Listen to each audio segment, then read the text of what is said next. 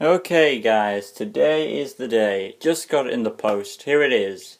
The white Tigerzord. Waiting for it for a long time. I've already done a review of the Thunder Megazord a while back, which is a long time now, but now we can wrap this up. This is going to be the last thing of the Season 2 Zords, the Tigerzord. So here we go. First things first, I'm going to do a comparison to the Dragon mode at the end. Maybe I'll do it now. Yeah, let me just put the red Dragon Zord in its Dragon mode. Okay, there is the Dragon compared to the Tiger. As you can see, I forgot to put on the little tail piece, but to be honest, it wouldn't make any difference. But because, look at it, you can tell that the Dragon is way longer. The Tigerzord is more bulkier. And quite a decent comparison, really. So, I'm going to move on now, before I transform it into... I'm going to put the red dragon into its warrior mode and see if I can make the creature, the warrior mode, ride the tiger. Okay, we're back, and I've tried doing it the red dragon riding the Tigerzord, and apparently you cannot do that in this version because the legs are too floppy and they'll drag if they do that. So it's quite impossible, really. But that's not really a big complaint, really. It's more of a minor thing. Anyway, now it's finally time to do the transformation, so let's do this. You're gonna take the tail off, like you do with all things. And when you put the tail in, I've done it this way because it looks more different, because that's the sword. So if you want to do it this way because it's a more sturdy connection and it looks a bit different. So it's not obvious that that's going to be the weapon. But what you're going to do is now, you're going to take the Tigerzord, grab one of these pieces here, and you're going to fiddle with it until it loosens. What's going to happen is that's going to come down, and you're going to clip it at the bottom of its leg. You'll hear a good strong click.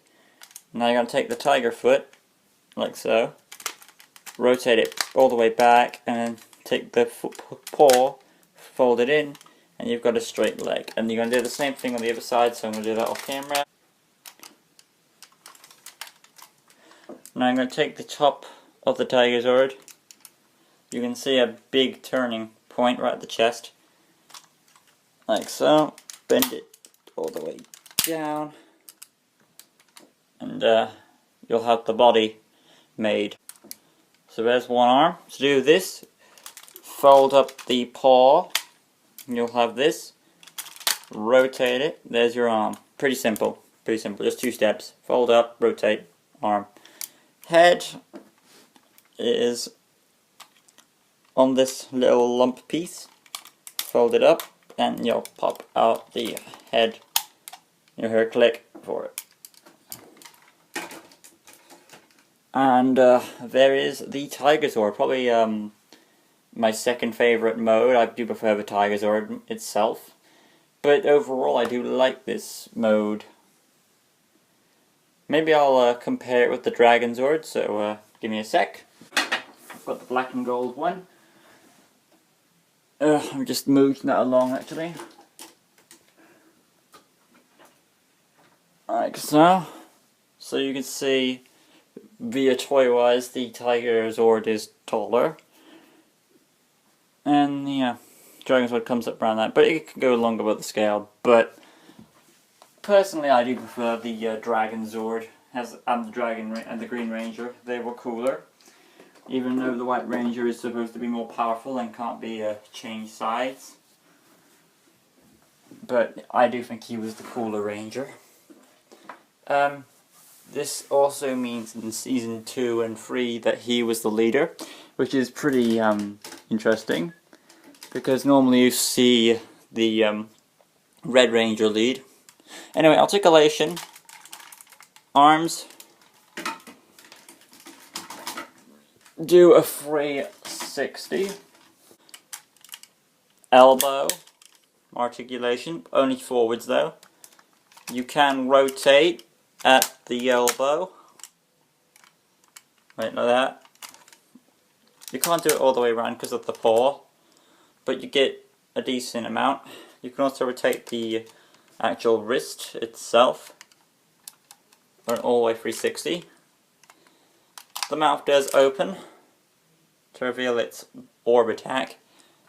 What else? The legs, of course, don't do anything, nor does the head, but that's standard issue for most Megazords and figures like that. But overall, you're not getting a bad deal. And the last thing to do now is put his weapon in.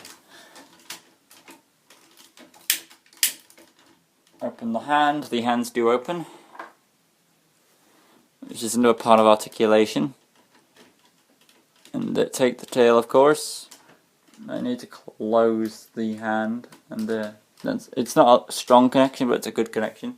And there is the sword, which does resemble Saba a bit, so nice comparison there.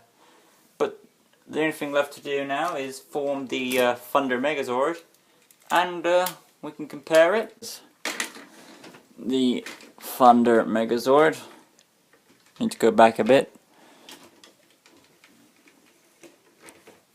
As you can see, the Thunder Megazord itself is taller than the White Tigerzord, but that's expected. Let's see now. I think it is bigger than it. Oh yeah, warrior mode. We do also need to do a comparison between warrior modes, so I'm going to do that next.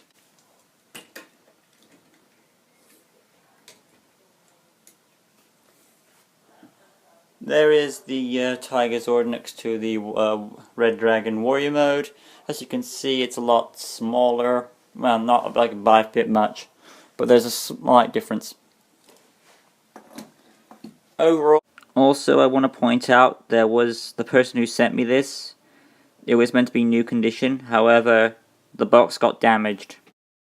Got it off eBay for around 170, good price, because they're now around 220. But I got, this is all new itself with the sword, everything's good. Also, there is knee articulation at the knee joint. Since I don't have the box, I'll show you a picture of it right about now.